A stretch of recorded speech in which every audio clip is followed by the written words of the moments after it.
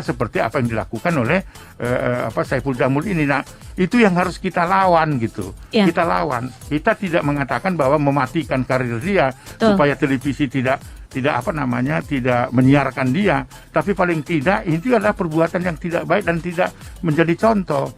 Jadi itu artinya perang terhadap itu perlu bahu-membahu peran serta masyarakat, baik itu masyarakat yang berbasis keluarga maupun komunal, begitu Mbak Ira. Jadi bukan individunya Pak, tapi kita lebih mengarah kepada perbuatannya dan kejahatannya ya Pak ya. Betul, itu yang kita, maka kita menyerukan itu boikot. Boikot itu kan seruan. Betul. Boikot itu seruan, tidak menonton Saiful Jamil misalnya. Kalau orang mau menonton ya silahkan aja. Jadi kita tidak melarang bahwa dia akan matikan pendapatannya karena dia artis dan sebagainya. Boikot itu ajakan, di mana-mana boleh. Saya ajak Mbak Ira misalnya, ayo kita boikot, tidak nonton Saiful, boleh, tapi tidak mematikan karir sesuai dengan latar belakangnya gitu. Bukan itu maksudnya. Tapi alangkah eloknya jangan dipublish seolah-olah dia pahlawan baru pulang dari pertandingan menang. Itu loh maksud saya, sosialisasi bagaimana kita memutus mata rantai kekerasan terhadap anak khususnya di Jawa Timur itu. Saya kira Prima Radio bisa menjadi corong sahabat anak Indonesia dan sahabat masyarakat untuk memutus mata rantai kekerasan terhadap anak gitu Mbak Ira. Karena kalau seperti kasus Bang Ipul kita lihat bahwa terlalu Pak istilahnya dielu-elukan seperti glorify yang begitu. Itu istilah itu aja saya nggak ngerti dapat dari mana gitu ya. Iya. Itu kan sesuatu ucapan itu pun sendiri sudah berpihak pada Saiful. Iya. Jadi akhirnya orang beranggapan ternyata hanya sebatas ini untuk hukuman untuk dalam tanda kutip predator anak ini ya Pak Aris. Jadi itu kan nggak mengandung edukasi. Iya. Boleh melakukan kejahatan seksual, nanti setelah menjalani hukuman kita bisa seperti pahlawan. Waduh, mengerikan itu dan menyakitkan hati korban dan ratusan anak-anak atau ribuan anak-anak yang punya pengalaman dan rasa sakit karena perbuatan kejahatan seksual yang dilakukan serupa seperti apa dilakukan oleh Saiful Jamil gitu. Iya. Baik, Pak Aris, sebelum kita lebih ke dalam lagi tentang Bang Ipul dan beberapa kasus pelecehan terhadap anak dengan predator-predator yang tadi, Pak, saya mau tanya bagaimana proses pendampingan terhadap korban dan keluarga yang dilakukan oleh Komnas Perlindungan Anak sejauh ini? Dari tahap apa aja Pak biasanya yang dilakukan? Biasanya gini Mbak, dari tahap pelaporan. Ketika pelaporan itu membutuhkan dampingan hukum, kita lakukan dampingan hukum. Nah, kemudian kita buat assessment bagi korban ya. Yeah. Nah, khususnya ini untuk korban. Nah, korban kita assessment, setelah itu kita ketahui misalnya sejauh mana gangguan psikologisnya, dampak dari katakanlah kejahatan seksual atau pelanggaran terhadap anak. Itu di assessment, baru disitulah masuk intervensi Komnas Perlindungan Anak, baik itu pendampingan hukum kalau diperlukan, mulai dari proses pemeriksaan sebagai korban, ya kan, di tingkat polisi sampai kepada penuntutan di jaksa, itu adalah pendekatan hukumnya. Tetapi untuk terapi psikososialnya itu kita lakukan setelah assessment. Apa dampaknya? Apa yang harus dilakukan intervensi untuk memperbaiki beban psikologis dan sebagainya. Karena itu bagian dari persiapan juga nanti menghadapi persidangan-persidangan.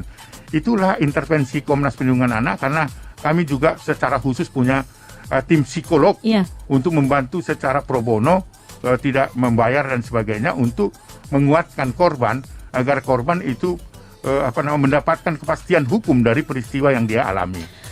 Pak, seringkali masyarakat selalu mendengar memang selalu ada pendampingan hukum dan juga terapi secara psikologis bagi korban ya. Tapi ini berdasarkan pengalaman Pak Aris sendiri, mungkin bisa di-share sama sahabat Prima biar orang tahu nih, ini memang benar-benar istilahnya dampaknya itu sangat-sangat luar biasa. Kepada korban sendiri nih Pak, pada usia anak-anak, biasanya mereka mengalami trauma itu sampai berapa lama Pak untuk healing mereka, untuk healing time mereka, waktu penyembuhan mereka? Tidak ada batasan itu, ada yang cepat, ada yang lambat. Ada yang 3 bulan itu sudah mulai terlihat bahwa kepercayaan dirinya sudah muncul. Tetapi ada juga selama 3 bulan diterapi secara intensif gitu ya. Ada juga belum ada perubahan itu. Jadi tingkat penerimaan dari korban dan tingginya satu peristiwa yang menekan diri anak. Jadi bervariasi. Misalnya Mbak Ira bisa 3 bulan, tapi ada lagi yang lain itu bisa 6 bulan, bisa, tidak ada batasan. Oleh karena itu harus intensif. Itulah bahaya dari anak-anak menjadi korban kejahatan seksual itu ya, atau kejahatan-kejahatan lain kalau tidak diterapi. pada usia tertentu dia akan melakukan yang sama. Karena dia pernah jadi korban ya Pak. Jadi dia seperti mencari pembalasan dalam versi rasa dendam mereka. Betul. Itu bahaya sekali karena dia akan menjadi pelaku-pelaku juga kalau tidak diterapi. Itulah artinya intervensi kita melakukan rehabilitasi ya terhadap korban-korban itu supaya dibangkitkan semangat kembali agar dia mempunyai kepercayaan, agar dia tidak lagi melakukan pada waktu-waktu tertentu untuk membalaskan itu kepada orang terdekatnya. Pak Aris tadi juga sempat sebutkan bahwa memang seperti ini tidak hanya terjadi pada kota-kota besar ya Pak, tapi berarti di daerah-daerah juga, bahkan mungkin pelosok mungkin. Nah, ini lalu bagaimana Bapak sebagai Ketua Umum Komnas Perlindungan Anak ini memantau, istilahnya apa nunggu ini berita viral dulu atau bagaimana ini Pak? Karena kan bagaimana cara memantau, karena kita juga tahu Indonesia ini luas sekali kan Pak, dari Sabang sampai Merauke. Bagaimana ini Pak? Inilah yang menjadi keprihatinan kita dan mengajak semua komponen bangsa termasuk negara ini. Anak-anak itu ada usia anak di Indonesia itu ada 89 juta Mbak. Berusia di bawah 18 tahun ya. Itu kan definisi anak. Ada sekitar 89 juta dan itu juga tersebar, jangan lupa, di 13.000 pulau-pulau. Yang sekarang terlihat kan yang teradvokasi, terbela, terlindungi itu kan anak-anak yang terlihat di daerah-daerah yang terbuka seperti kota. Ya, ada desa, ada apa seperti Batu ini, Surabaya dan sebagainya, itu bisa terlihat. Tapi siapakah yang memantau anak-anak yang tinggal di daerah-daerah terpencil dan di pulau-pulau itu? Ini belum mendapatkan, masih diskriminasi loh. Komnas Perlindungan Anak sendiri belum bisa masuk ke 13.000 pulau di Indonesia. Kita kan terdiri dari 13.000 pulau dan anak-anak itu berada di sana. Kan? Apa yang menjadi kendala paling utama Pak Aris? Nggak ada akses. Akses pembangunan tidak ada. Informasi yang sekarang canggih itu hanya kita miliki karena di daerah-daerah perbatasan. Dengan kepala daerah Pak, apakah ada inilah yang menjadi problem bahwa mereka tidak mendapatkan prioritas pelayanan itu, padahal dia punya hak juga kan yang tinggal di pulau-pulau itu. Siapa yang memantau itu Mbak? Oleh karena itu di betapa pentingnya tumbuhnya organisasi yang peduli dengan anak supaya dia bisa masuk ke sana. Caranya siapa? Orang kota nggak mungkin masuk ke situ. Siapa yang mau? Mbak Ira mau nggak di situ bertahun-tahun tinggal di daerah pencil tidak ada akses? Mungkin hati nurani iya, tapi akses nggak ada kan?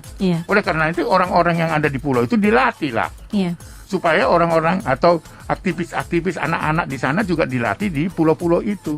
Ini belum ada Mbak. Komnas Perlindungan Anak masih berutang itu 13.000 pulau. Dari 89 itu siapa yang ngurusi ngono itu? Gak ada Mbak. Saya aja ke sana dengan akses itu gak ada kan, naik kapal sampai 17 jam, sampai 12 jam. Ya dengan ombak seperti itu masuk satu pulau, padahal anak-anak banyak di situ yang membutuhkan perlindungan yang harus mempunyai akses yang sama. Oleh karena itulah peran pemerintah yang di daerah-daerah katakanlah terpencil itu, pulau-pulau terpencil itu, dilatihlah masyarakat di sana. Sehingga tidak mendatangkan orang kota di sana. Tapi langsung bisa dilakukan itu supaya dia punya akses yang sama seperti anak-anak di kota. Kalau enggak ini diskriminatif.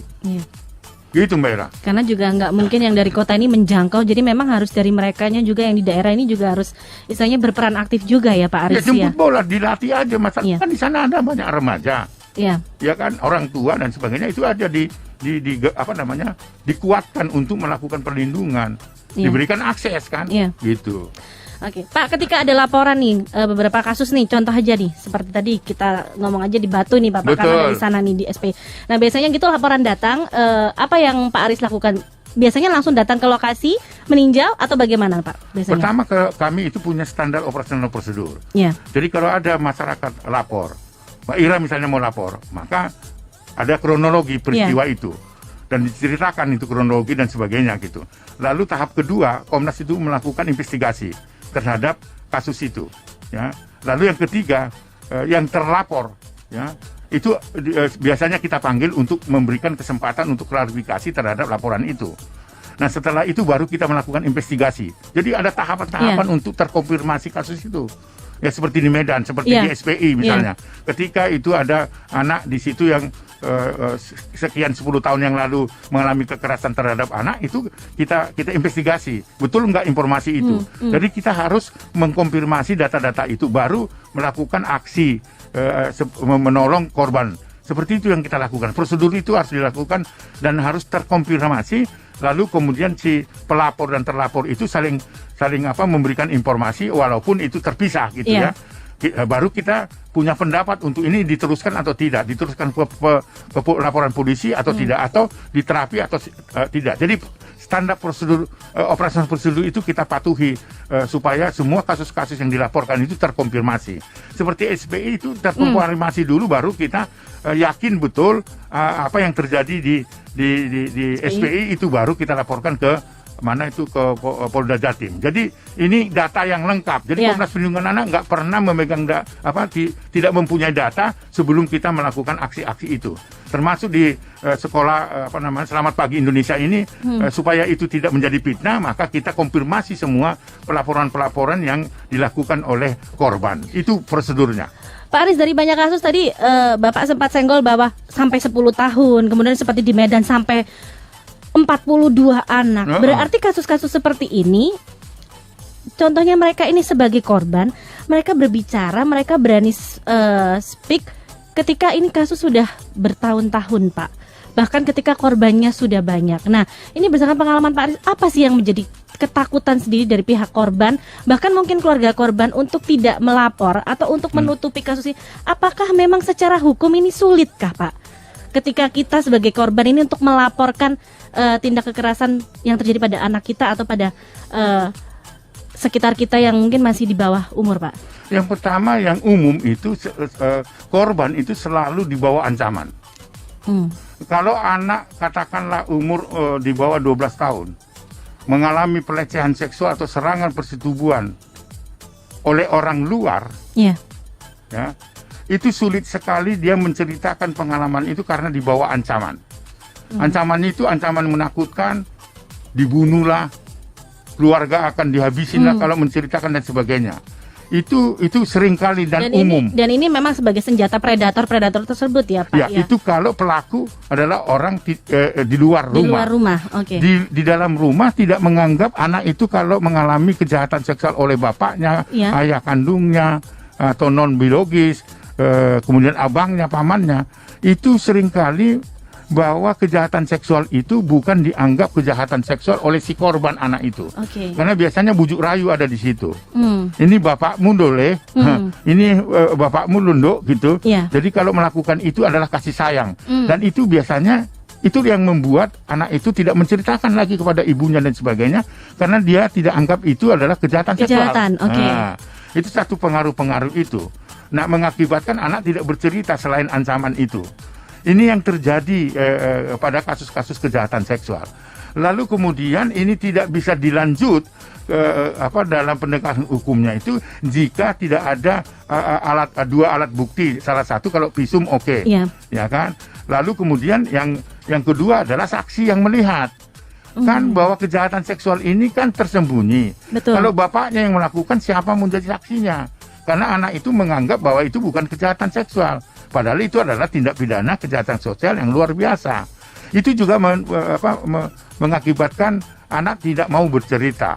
Seringkali anak ini jadi keluarga mengetahui itu ketika itu tadi anak yang korban itu kesulitan buang air kecil, mimpi buruk, sering ngompol yang nggak pernah ngompol. Nah, kejadian-kejadian ini seringkali juga tidak diperhatikan oleh orang terdekat dari katakan ibu dan bapaknya. Ini juga kendala-kendala itu. Di samping itu tadi bahwa dalam proses hukum sekalipun itu sudah terjadi kejahatan seksual ya terhadap anak itu real gitu, tapi kan dua alat bukti harus cukup.